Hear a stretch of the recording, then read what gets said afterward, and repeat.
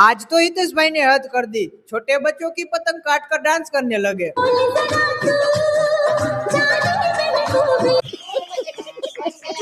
कौन है ये लोग, कहाँ से आते हैं ये?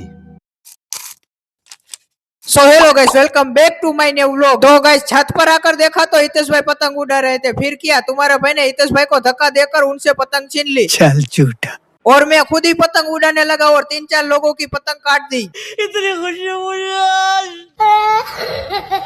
2-3 लोगों की पतंग काटकर मैंने हितेश भाई को वापस पतंग थमा दी। तो हितेश भाई की खुशी तो देखो।